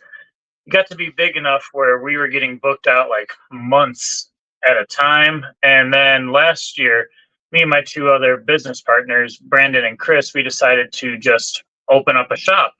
So out here in Maumee, Ohio, we have Hidden Motorsports opened up as of January last year. And then by the summertime, we all quit our, I guess you could say, big kid jobs or whatever to pursue this career. And it's great because we work twice as long for half as much money. So business owner life is great. Yeah. But hey, listen, there's nothing like super late nights, getting no sleep, and the added stress of working for yourself to work for yourself. Yeah, we love it. So we specialize in BMWs and Europeans from basic maintenance all the way up to high-end custom builds. But then, of course, we do all Chevys, Fords, Dodge, GMs. We do everything everything. So yeah, basic oil changes all the way up to we have $100,000 custom builds. Few Lamborghinis in here, few high-end vehicles, and it's a lot of fun for the most part. It's business owner life. It's stressful, but still, I don't ever want to go back to working for someone else again. Yeah, especially building cars for and sticking to a regular schedule. Like I want to build cars that I want to build. Exactly. Yeah, I mean, you get some stuff that you don't want to do, but that's your bread and butter, pays the bills, and then a lot of the custom builds are fun. So it's really nice when someone writes you a nice check and says, "I want this," and make it happen. I'm like, "You got it." Yep. We'll do it. Well, that's really fun. Well, tell us about Klaus the Barbarian, because that is I don't have any pictures of Klaus. See if we can show you a little bit. Yeah. So, yes, Klaus is a 1,500 horsepower LS swapped BMW. We now have a 7.1 liter, 434 cubic inch LS by Texas Speed. Twin 78 millimeter turbos, Granis Racing T56 Magnum, angle kit, parachute, trailer hitch. So it does drag racing, burnout competitions, drift competitions, as well as drag and drive. And it's fully street legal. Like we literally during the day, if the parts delivery guys are too busy, this is the parts truck. It drives around everywhere, does it all. Yes, that's awesome. Well, now this is good. This is V2, right? If I remember right, because the one you had before got wrecked, correct?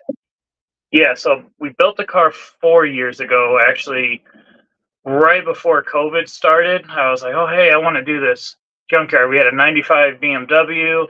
I was like, I want to cut it up and make it like a Lemons car, that off-roading stuff. And then it kind of snowballed really hard. So we built it through COVID. And then 2 years later, driving on the street, this girl just pulled directly out in front of me, ended up rear-ending her, and it crumpled in the strut tire, basically totaled out the car. And then we had a fan say, hey, I have the same exact car. If you want it, come pick it up. So we basically did a swap, engine swap, everything, and made it V2 and changed a bunch of things. Because, if you ever built a car, everyone said, man, if I ever did this again, I would do it this way. So then we did it that way. And the car has gone from like a joke eBay build to high-end parts, and it can do just about everything. That's awesome. Yeah, that's pretty awesome. Well, 1,500 horsepower. What's it weigh? I mean, 2,800 pounds? No, it's actually 3,240 without me. The cage alone weighs just over 1,000 pounds. That's awesome. Oh, wow. Yeah, That's awesome. He's a heavy boy, but it's actually really nice because late night Mexico racing on the streets, it's 51% distribution in the rear, so it squats and hooks almost all the time. Yeah, it works. That's awesome. So let's talk about doing some drag racing because you dominated Heads Up Hustle last year. Are you coming back this year? Are you going to get some? You going to give people something to chase? Oh yeah, so absolutely. We have the Cleetus and Cars event, the burnout contest Saturday, and while we were driving, there's a place called Indian Drift Pit that we passed on the way here. They reached out to us and said, hey, Sunday's the track yours if you want to do something. So we're going to do some drifting there. And then Thursday we got to prep because we have Heads Up Hustle Friday, Saturday, and Sunday next week, which that goes, sorry, brain fart, from Milan, not US 31. Mid-Michigan. Mid-Michigan, yes. And then back to Milan. And that's going to be fun. Last year's Heads Up Hustle was my first ever drag and drive. And they've convinced me that literally the most fun you can have is drag and drive. Like there's other burnout competitors or strictly 8th mile competitors, even drift guys that have now gone on drag and drive events. And they're like, this is way more fun. And I'm like, I know, it's drag and drives are like my new favorite thing. This is what we do. And Klaus will be hauling the Ernest Brew Works. It's a 2,000-pound beer concession trailer. It fits 4 kegs in it. So we throw all of our tools inside with that. And last year we didn't bring any beverages. This year we might toss one in there for, after racing hangout. Yeah. I knew I liked you. It'll be fun. Yeah, I love it. So last year we first ever drag and drive. You see everyone's really competitive, really fast. And with events, I guess I'm a bad racer because I don't ever look at anything as winning. I go to events and say, hey, I'm not going to win anything. I just like doing this. And that's how I've always lived. Last year, we actually won stick shift class, which was awesome. And then the winners of each class, we did just like a runoff or whatever, just a heads up race. Like, hey, this is going to be for overall. And we won that. And the guy we went up against is about 1.5 seconds faster than us. I was like, I'll give it the beans and see what we can do. And he red lit by a lot. And I was like, oh, well, not wanted to win, but I'll take it. Yeah. Wow. Yeah, if he's got you covered about that much, man, he could have laid back some. I can, but I have my 2-step set up extremely aggressive. So like people flying are like, all I hear is your car just freaking out next to me. And maybe that's why he let go of the button early. I don't know. Yeah, I like it. I knew I liked that. That's far one of the best ways to do that. So Heads Up Hustle this year, it also ends on a really cool day. So why don't you tell us about, so we're going to do Heads Up Hustle the morning at Milan and lock up all the classes and stuff. And then you have this No Half Sins. What is this thing? Yeah, so this is actually something we started in 2020 as well at in Norwalk, Ohio at Summit Motorsports Park. That's where I'm from. No Half Sins is kind of like an all-day car party, I guess if you can call that. So we are going to have drag racing, roll racing. By the end of the day, kids can do Power Wheels racing. We will have a massive car show. We have bouncy houses coming in. There's 3 massive bouncy houses. during the day of the drag racing, and the big pit area will be drift event. There's a full drift event going on. And then everything is stopping by 5, and we're rolling into the Australian style burnout competition to end off the day. And this is just something, we just wanted to do it because, Cleetus McFarland has all of his events like we're traveling to, but they're always long distance for us northern people. So I'm trying to bring something like that closer, but not just burnouts, because I like doing everything. You got people that are strictly, I'm a drag racer, that's it, or I'm a drifter, that's it. Me, I do everything. So I want an event, even like for spectators. Say you go, oh, I'm watching drag racing for half hour. Okay, I'm bored of that. Oh, hey, let's go look at the car show for a little bit. Oh, hey, that drifting was cool. Let's go over there. Hey, let's go do bouncy houses. Like, it's an all-day event. There's something you're gonna like there, I hope. Yeah, that's super cool. Yeah, Milan is a great track for that too, because they have like the huge parking area. There's like the drift. Will it be down at the end of the track? There's like this kind of curvy road down towards the end of the track. Will it be down there as well? Yeah, so they do. They actually have an all asphalt skid pad. We measured it out. It's 420 feet by 250 feet. And we're actually going to use all of that for the burnout competition. And at least to my knowledge, it's the biggest one I've ever seen or been to, because most of the guys are doing 60 to 80 mile per hour tip-ins, like the pro guys. And I was already telling my friends, the rest of Skids for Kids and everyone else, I was like, with the pad this big, it's also a 100-foot entry chute. I'm like, I want everyone hitting triple-digit entry speeds, doing 720s as you're tipping in. Oh, nice. This is going to be awesome. This is going to be awesome.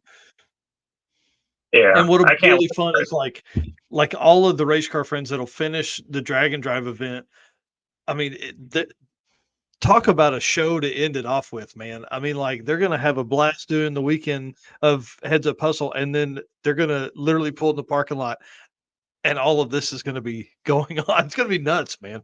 So I partnered up with John Paul, who is doing the Heads Up Hustle. He's the one that started it and putting it on.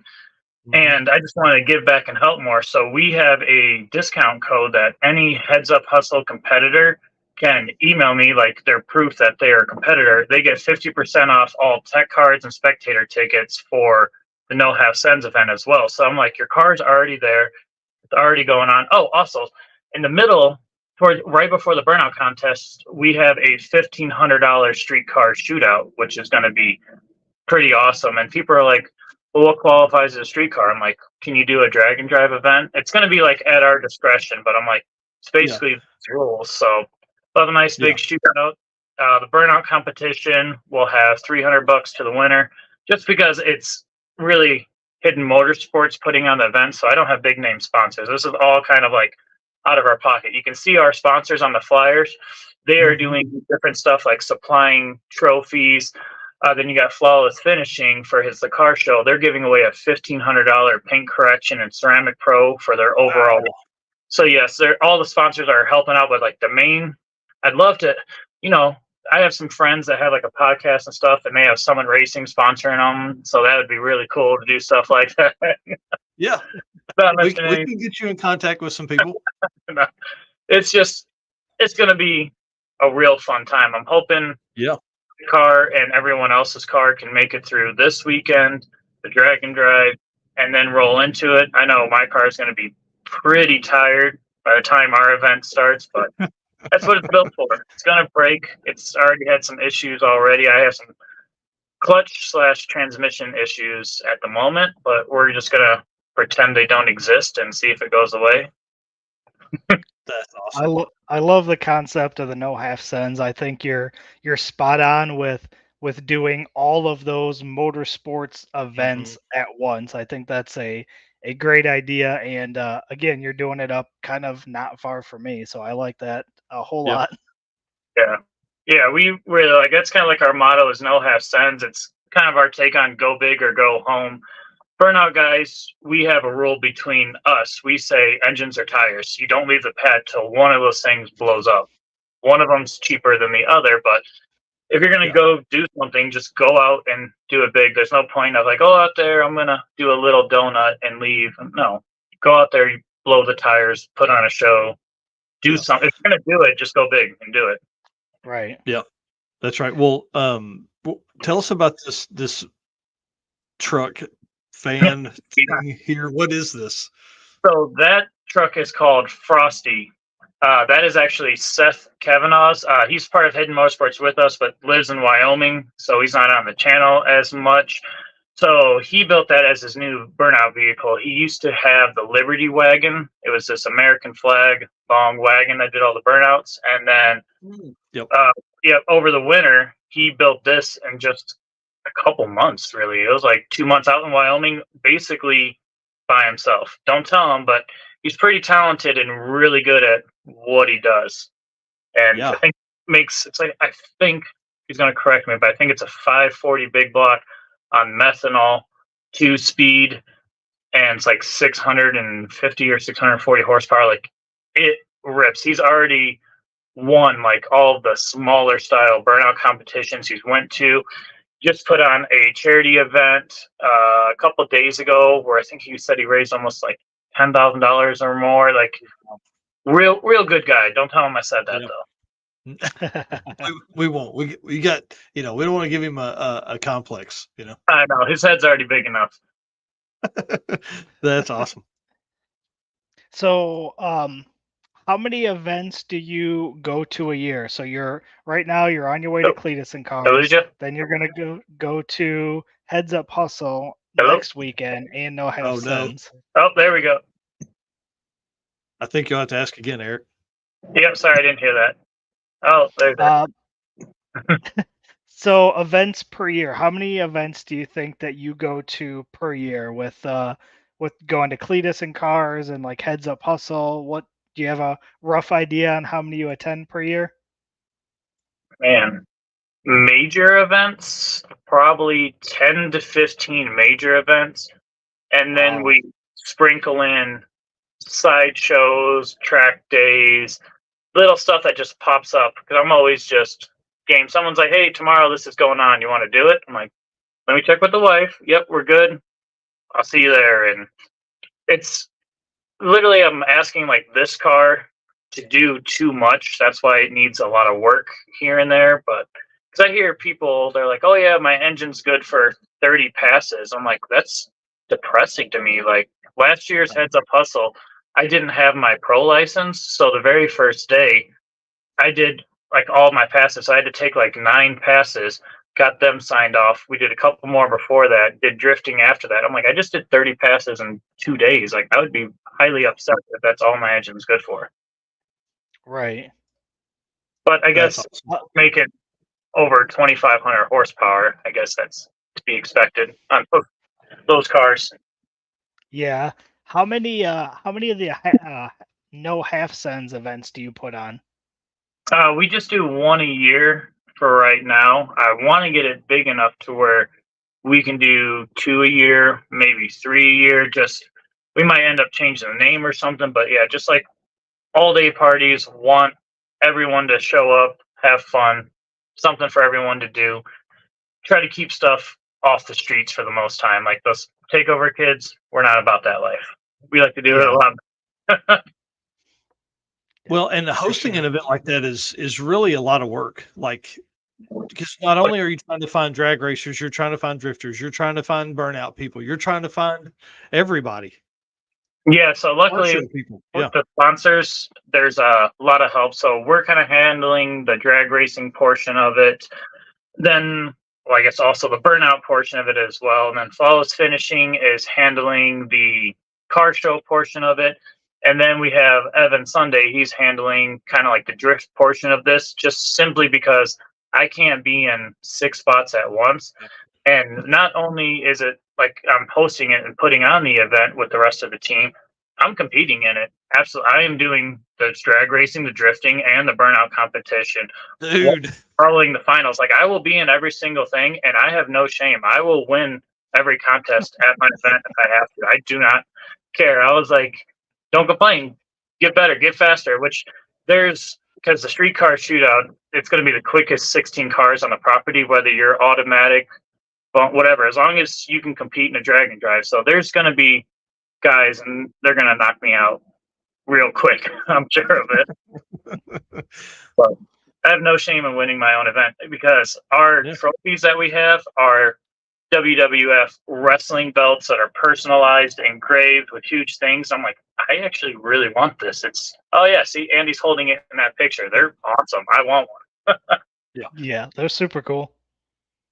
Yeah, it'll be a fun time. It's going to be stressful because we got the 3 days heads up hustle, the finals of, and while doing all that, we need to organize the event and make sure it's going off without a hitch. So I'll have some more gray hair in a couple weeks, but I'm sure we'll get through it.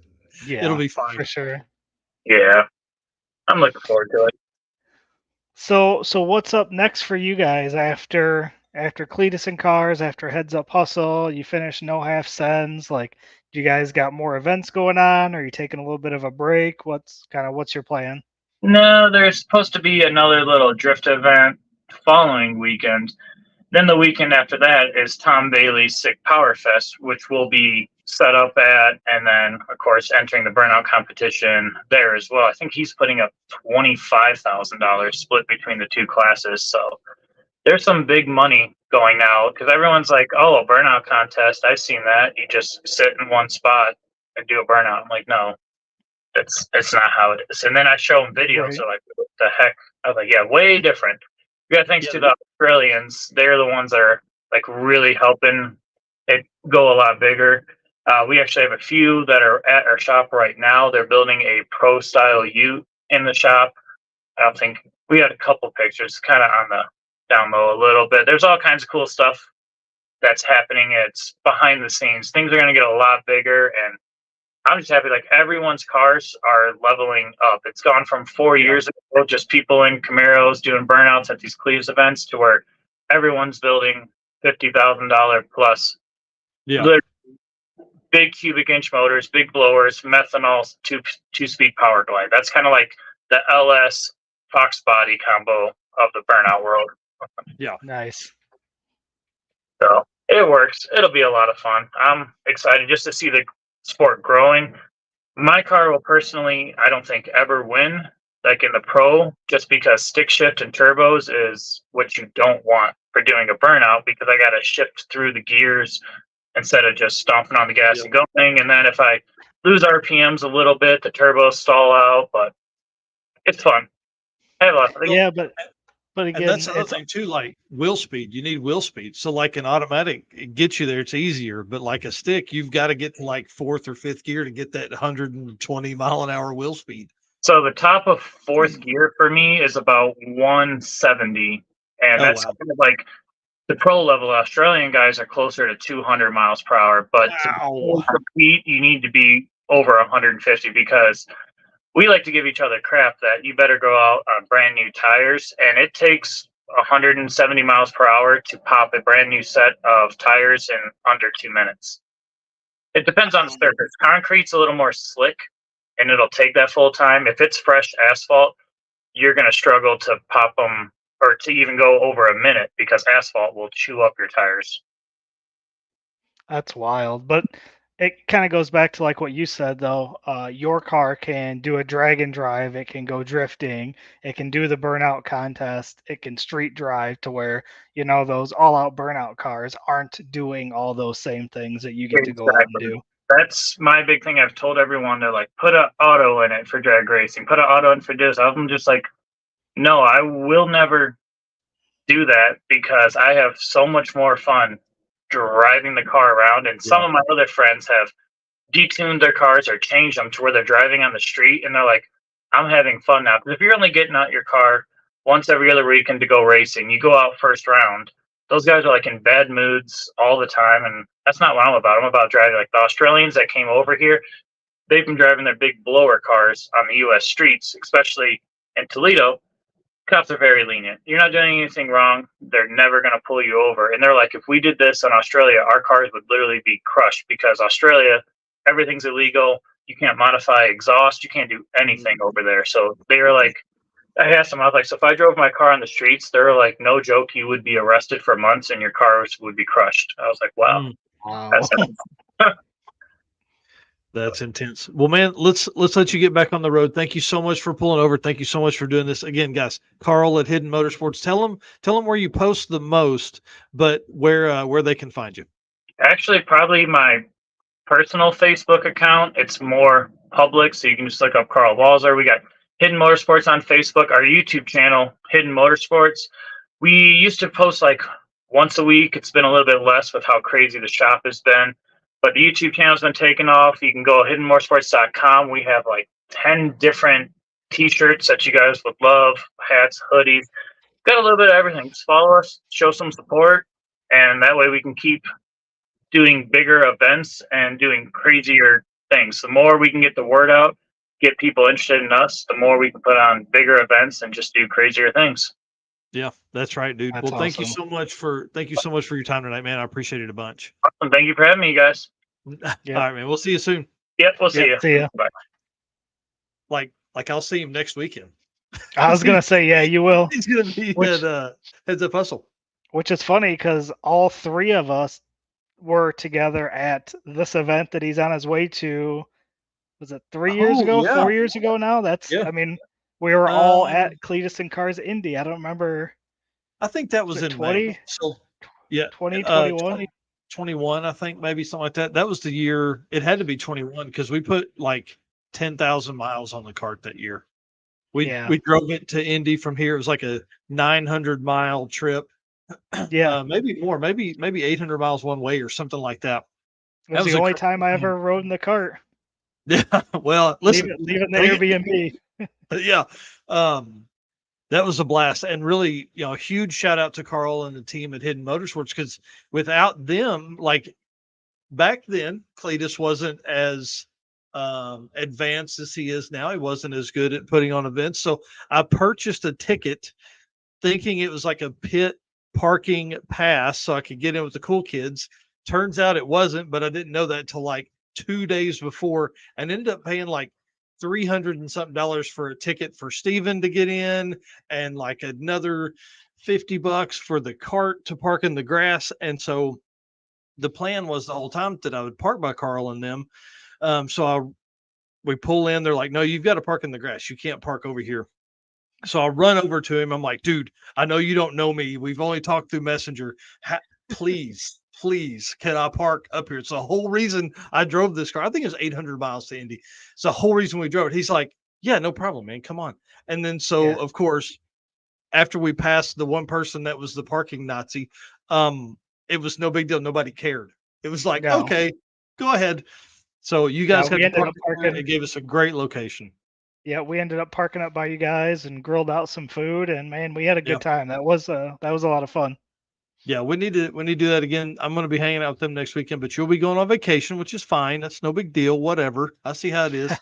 I wish I was getting one of those this year, but hey, listen, we went hard last year with drag and drive stuff. I at least owe it to them to go on a family vacation this year for sure. Oh yeah. We've definitely had some. We've burned some candles at both ends for sure. Well, the show's not quite over yet. We got a few minutes left, and I want to talk about next week, dude. Listen, I'm glad these guests elected to go to next week, because it is going to be a huge episode. Like, there are only guests next week. This is going to be intense, y'all. So Brian and Jesse Havlick are going to be on the show from Havlick's Hot Rods by Havlick. They're going to be on, and y'all, we're talking about the fastest streetcar shootout that they're hosting. This is like the tribute race to what really started all of the drag and drive movement. This is what it was. This is going to be nuts. If you're not following the Havlicks, you need to be. This event is going to be crazy. Al Tucci is announcing. Adam Dory is announcing. Like, the sponsor list itself is gigantic, like absolutely gigantic. The racer list is even bigger, dude. Like big time names, big racers, big people coming out. Oh man, cars that have been put away for 25 years are coming out for the cars that are being built specifically or being rebuilt specifically for this race from all over the country. It's going to be nuts. And Jesse and Brian and I were messaging yesterday when kind of all this came about. So thank you to Carl. Big shout out to Carl at Hidden Motorsports for jumping on at the last minute there, because Brian and Jesse were like, listen, we've got an announcement that's going to be huge. It won't be ready in time, but for this week's show, but episode 74 of Drag Drive Repeat Show, you want to be there. You want to watch it live, and you want to be sharing it live, and you want to be in the midst, you want to be in the chat, you want to be in the conversation with that, because it's going to be gigantic. I mean, we're planning for an hour and a half with them. Like, yeah. And you know who else is going to be there? Who? We are. We are going to be there for the event as well. So you're coming up, and it's a pretty short drive for me. It's only 2.5 hours, but we're going to be there, and I'm excited for this one. So this is the weekend after I get back from my family vacation. So I get to go, and I'm going to tune out for a week and enjoy a family vacation. And as soon as I come back, it's right back into it again, and we'll be heading over to Tri-State for the Hot Rods by Havlic's Fastest Car Shootout. I think it's going to be really again, the momentum that Drag and Drive is gaining. This is going to take it just one more step. I think this is going to kind of supercharge the momentum we've seen lately, simply because of all the attention that it's getting, all the racers that are going to be there, and there is a ton of Drag and Drive racers that are racing in it. Big, fast cars that are going to be involved in this, because it's a tribute race to what, again, the 90s and 2000s that kicked all of this stuff off. Yeah, I mean, we did a whole section, I don't know, probably a year ago, about that podcast that talked all about that fastest streetcar shootout race. Yep. If you haven't listened to that, I was say, if you haven't listened to it, Brian Loans at the Dorkomotive podcast put together one of the greatest documentary style podcasts that I've ever listened to. Listened to it 3 or 4 different times, and reminded me. I think I'll listen to that again tomorrow. It's a great one. I would love to do that type of reporting and historical documentation for a lot of the stuff that we have going on. It's really amazing, and I can't wait for this event. It's going to be nuts. And it's not a drag and drive that in the typical sense that we cover. So I think it's going to allow us so much more time at the track. We're getting there on Thursday or Friday. It's going to be a Friday, Saturday race. I mean, this is going to be a big deal. Yeah, it's going to be a ton of fun. I'm excited. Yep. Well, if you want to, man, lead us out. We'll get to work. All right, guys, it's been a great night. Comments have been hopping. We've had tons of people in watching the show. So thank you, guys. Thank you to all of our race car friends in here making comments, sharing this. And also thanks to our sponsor, Summit Racing, Driven Racing Oil, Molly Motorsports, Car Change 3D, WAF Racing, Performer Built Transmission, Howard's Cams, Sweet Patina, Racing Junk, and our media partner, PowerTube TV. Guys, we will see you on the next episode. Yep. All right, guys. See